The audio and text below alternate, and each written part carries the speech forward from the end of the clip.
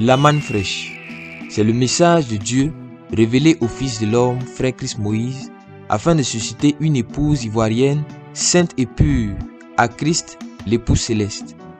Ce message n'est donc pas destiné aux pécheurs, mais aux saints, en vue de leur perfection. Deux mystères essentiels en constituent le socle. Il s'agit de la divinité de Dieu et de la divinité de l'homme, notamment frère Christ Moïse, l'homme que Dieu a souverainement élevé au rang de la divinité. L'église de la manne fraîche, qui compte plus de 400 membres aujourd'hui, a pris naissance dans la ville de Bouaké, dans les années 2000.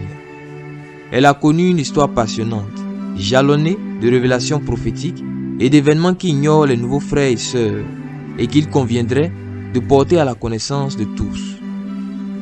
Entre autres révélations prophétiques et événements majeurs, nous évoquerons le scellement de l'épouse ivoirienne qui a eu lieu le mercredi 15 février 2017, ainsi que la commémoration de ce scellement à travers la fête des fleurs, devenue la principale fête de l'église de la manne fraîche devant la fête des enfants d'élite, la fête des hommes d'élite et la fête des femmes d'élite. Que ce soit sous l'ancienne alliance ou sous la nouvelle, les fêtes religieuses ont toujours occupé une place importante dans la vie du croyant. Indépendamment de leur valeur historique, comme étant célébrées effectivement en Israël, premièrement, puis par les croyants de la planète, ces fêtes ont toujours eu une signification typique et une portée prophétique. En effet, les fêtes de l'Éternel présentées dans Lévitique 23, verset 37, étaient des jours solennels. En d'autres termes, c'étaient des temps fixés pour s'approcher de Dieu et présenter des sacrifices. Ces jours étaient de saintes convocations, mises à part pour Dieu et pour sa gloire. À titre d'exemple, nous citerons la fête de la Pâque, qui aujourd'hui encore est célébrée en mémoire de la délivrance d'Égypte accomplie une fois pour toutes. Outre la Pâque, 6 autres fêtes ont rythmé et continuent aujourd'hui encore d'avoir une place importante dans la vie du peuple d'Israël. Il s'agit de la fête des pains sans levain, la Gève des prémices, la Pentecôte, la fête des trompettes, le jour des propitiations et la fête des tabernacles. Au regard de ce qui précède, force est de relever que ces fêtes ne sont pas l'émanation de la volonté d'une organisation humaine, mais elles sont plutôt d'inspiration divine, s'inscrivant dans un symbolisme prophétique et correspondant à un type spirituel bien déterminé. C'est conformément à ce même principe divin que les fêtes instituées dans l'église de la manne fraîche l'ont été, sous l'autorité du Fils de l'homme, frère Christ Moïse. C'est notamment le cas de la fête des fleurs. Pourquoi une fleur? Que symbolise-t-elle? La fleur représente la vie de l'homme. C'est pourquoi Christ s'appelle le lis de la vallée. Le lis est une fleur qui symbolise Christ et sa royauté. Il est aussi la rose de Saron. Or, la rose est aussi une fleur. La fleur nous représente. C'est le symbole de notre vie en Christ. C'est aussi le symbole des œuvres justes que nous accomplissons pour le nom du Seigneur Jésus, selon son esprit de grâce et la richesse de son amour. La fête des fleurs. Identité culturelle et religieuse des chrétiens de la manne fraîche. Un événement incontournable et unique pour cette église. Mais pourquoi une telle dimension? Qu'est-ce que la manne fraîche?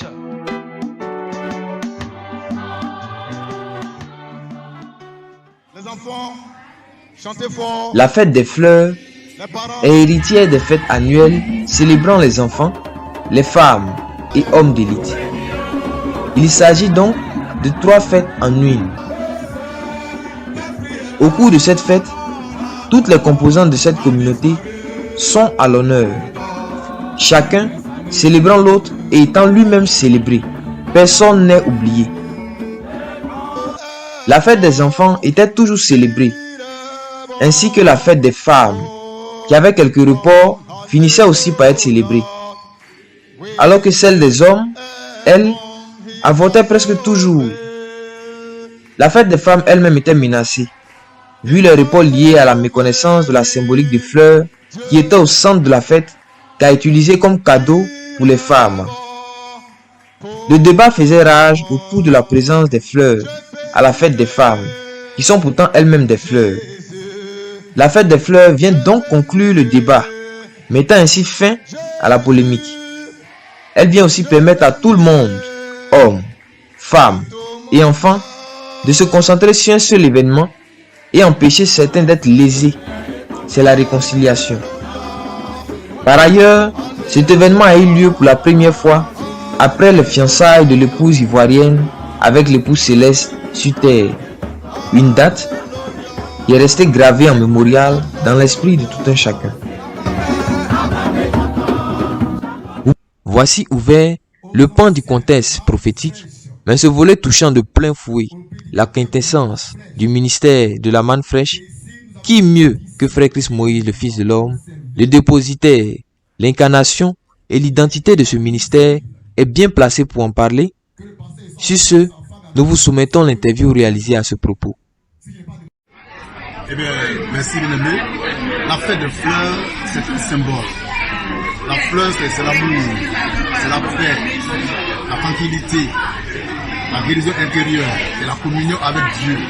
Donc on a fêté les fleurs pour dire qu'il y a longtemps, on a été connecté à Christ. Donc c'est une fête qui annonce les noces de l'agneau qui vont venir plus tard. Bon, en ce qui me concerne, je suis comblé, je suis joyeux, je suis un bienheureux, je suis une béatitude. Merci, monsieur le ministre. Amen.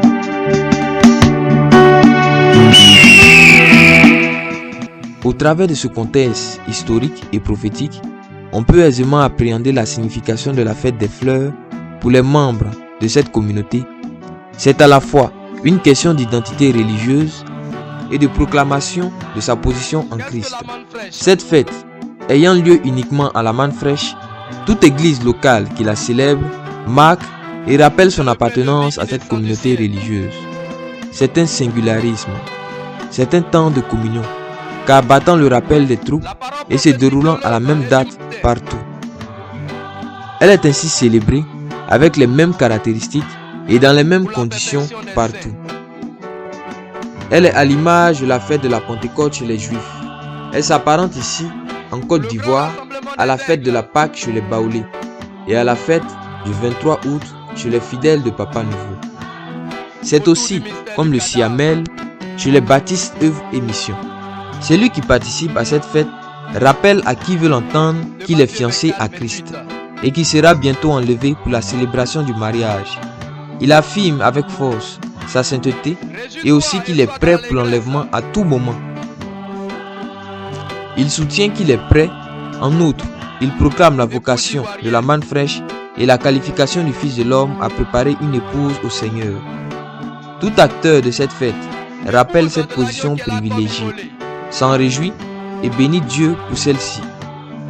Vous pouvez toutefois mieux voir l'importance de la fête des fleurs pour les églises de la manne fraîche en suivant les interviews des voix les plus autorisées comme celle du berger de la manne fraîche, l'ancien Israël, et celle d'autres sachants. Nous avons plusieurs célébrations, dont la fête des femmes d'élite, la fête des hommes d'élite, la fête des enfants d'élite de la manne fraîche. Mais à la longue, Dieu a bien voulu cumuler toutes ces fêtes en une seule célébration que nous appelons la fête des fleurs. Et nous avons programmé la toute première édition, c'était le 15 février 2019. Et dans les préparatifs, le Fils de l'homme a demandé comme ça, et là nous étions à des obsèques à Aféry, des obsèques du brave frère, du papa, du brave frère à Samoa, à Aféry, et nous étions en territoire étranger. Lorsque le Fils de l'homme posait une question pertinente, est-ce qu'on peut faire une fête des fleurs sans qu'il y ait des fleurs? Et ayant fait partie de la délégation qui accompagnait le frère Samoa, j'ai convoqué le conseil de l'église, un conseil extraordinaire, séance tenante, et je vous dis qu'il était pratiquement minuit. Et à cette fête, à cette réunion du moins, nous avons réfléchi, nous avons apporté nos avis et nous avons jugé bon d'inclure à cette fête-là des fleurs. Et dès lors, cela est devenu pour moi une institution. C'est devenu une institution. La première édition a été pour moi une surprise, puisque nous avons enregistré parmi nous d'invitations de pasteurs d'autres églises qui ont fait le déplacement. Je peux citer entre autres le pasteur Mézou de l'église d'Akoupé, le pasteur Josué et plein d'autres éminents hommes de Dieu qui ont participé à cette cérémonie. Nous avons été scellés dans l'épouse ivoirienne. Mais cette célébration nous permet de nous célébrer les uns les autres, de nous glorifier les uns les autres. D'où vient la célébration de la fête des fleurs. Cette fête est une célébration. On célèbre les excellences. On célèbre des combattants. On célèbre des combattantes. On célèbre des héros. Et cette fête nous permet de nous réjouir, nous permet de manifester notre reconnaissance à Dieu qui nous a permis de faire ce cheminement. En bref, je ne pourrais pas entrer dans le mystère de la fleur. Et je vous laisse la possibilité d'apporter, d'éclaircir beaucoup de choses par le Fils de l'homme lui-même. Mais la fleur est une beauté. La fleur est une excellence. La fleur est tout ce qui peut réjouir. Donc, en ce qui concerne la fête des fleurs, c'est ce que je peux dire. Et je vous remercie. Je remercie tout le panel de journalistes, ces éminents journalistes qui ont effectué ce déplacement. Et que Dieu vous accompagne. Que Dieu permette que cette interview que j'ai effectuée par la grâce de Dieu puisse édifier le corps de Christ, puisse permettre aux uns et aux autres de connaître plus ou moins l'histoire de l'épouse ivoirienne. Je vous remercie.